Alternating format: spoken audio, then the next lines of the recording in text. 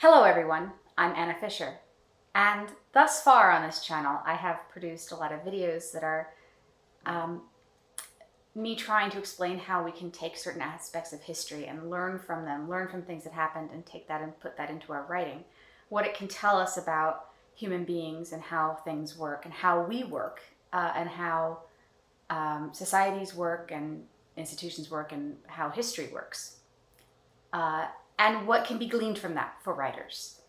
And often it seems like the writing aspect of that takes a back seat to just me rambling joyfully without a script about how much I love history and how fascinating this is and how ridiculous it is.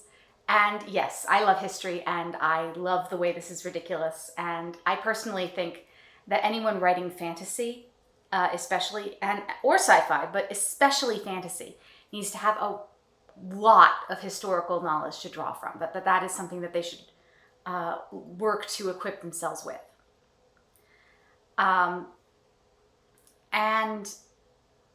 I fully admit that this is a personal special interest.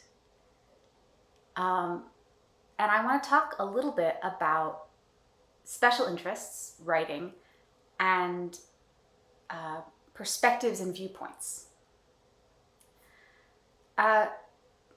Some of you who know me from my Tumblr days or my LiveJournal days know that my training is not as a historian. I don't have a degree in history.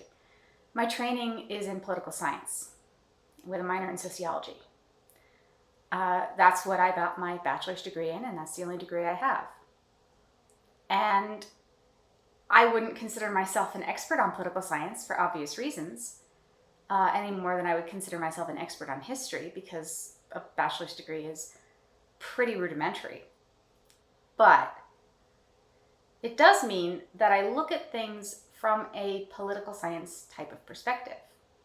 My theoretical grounding tends to be very political science oriented. And political science, I mean, obviously we see it as the science of the study of politics.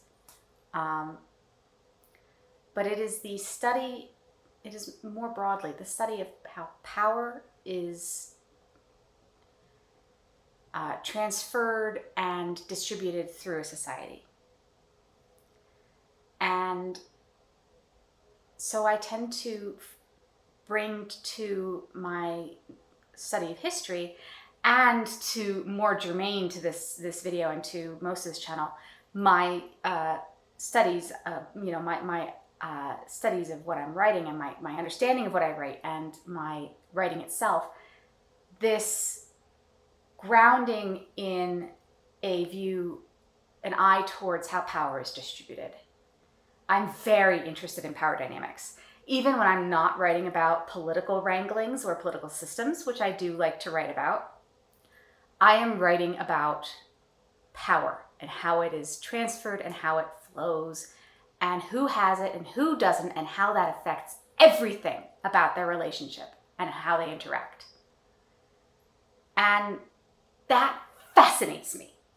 And there is a chicken and egg phenomenon here, because I got a political science degree because I was fascinated in this, but my training also helped me focus in on it. So there is a lot of talk in writing circles, in everything now, about how we as thinking human beings should be examining our biases with regards to race, class, gender, everything else. And that is extremely important. And what I'm going to talk about today is much, much less important from a sociological, interpersonal standpoint, but will make you a better writer. That is not the only kind of examining your biases you need to do. You need to examine the personal biases you have as far as your viewpoints and interests, not only so that you can interrogate those biases, not only so that you can say, well, what am I missing if I'm focusing on power dynamics, for example? What am I missing when I focus on history and my personal interests in these people and the insane things they get up to? And how, power plays into that, and how because they had power they could do these things, or because in other eras, other than the early modern period, for example, there was less power concentrated in individuals, so less batshittery got done in the obvious ways. Oh God, the early modern period was so batshit. It is not my favorite era of history. It is not the one I'm most interested in, but it was well documented and completely and utterly insane. And so I tend to pull from that a lot. But anyway, what am I missing when I focus on those things? What am I missing when I focus on, for example, Thantje van Steenkiste's clothes and how they played into a trading relationship versus what they meant to her as an individual? What am I missing? And what am I focusing on? Because that is important to get into, because if you are interrogating what you're missing, you might be more ready and willing to add that in and sneak that in and understand what you're missing and bring that to the table.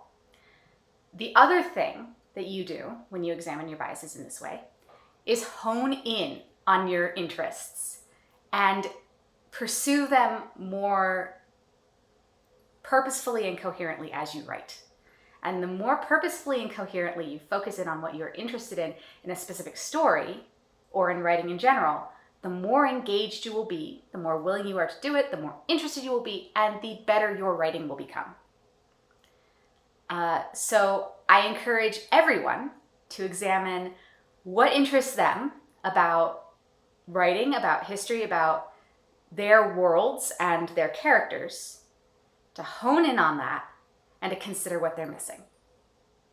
And if you do that, you will become better writers with a more complex and interesting and compelling story. Thank you for listening to me ramble about writing, again, with no script, because apparently that's what I do. I sit here waiting for my tea to brew or drinking my tea and ramble at you all with no script. And I hope you enjoyed this video, and I hope it was helpful and that you got something from it, and that you don't just think, oh my God, this idiot, what is she even talking about? Because that would be sad. But if you feel that way, you can always tell me and we can talk about it. But anyway, links to my social media are in the description below. Please consider leaving a like or comment if you enjoyed this video, or even subscribing to my channel. All of those things will help me with the YouTube algorithm, which is apparently arcane and strange and rules our lives. I hope you had a wonderful day, and if it hasn't been wonderful so far, I hope it gets better soon. Bye-bye for now, and I hope to see you in the next video.